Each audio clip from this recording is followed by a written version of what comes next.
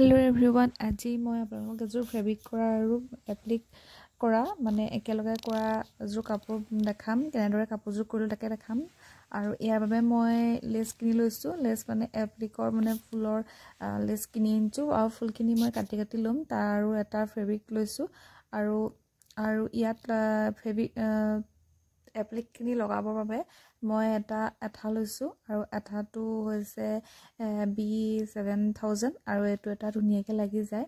আৰু মই অলপ চলপকে আপোনাক কৰি দেখাম এয়া দেখিছে মই কেপাহমান কৰিলো আৰু ইয়াত মই আঠা দি লগাইছো আৰু লগতে ফেব্ৰিক লগাই দিছো ফেব্ৰিক কৰিছো আৰু এনেকে বনালে কাপোৰযোৰ হৈছে দেখিবলৈ বহুত ধুনিয়া লাগে আৰু এয়া দেখিছে মই এটা আন্দাজ কৰি লগাই লৈছো আপোনালোকে আঁকি ল'ব পাৰে ফুলপা আঁকিও লগাব পাৰে মই কিন্তু আঁকি লগোৱা নাই মই এটা আন্দাজত লগাইছো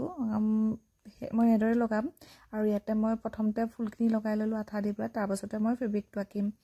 আৰু এনেদৰে আপোনালোকে বনাবচোন বহুত ধুনিয়া লাগে কাপোৰ আপোনালোকে সহজতে বনাব পাৰিব বেছি টাইমো নালাগে বনাওতে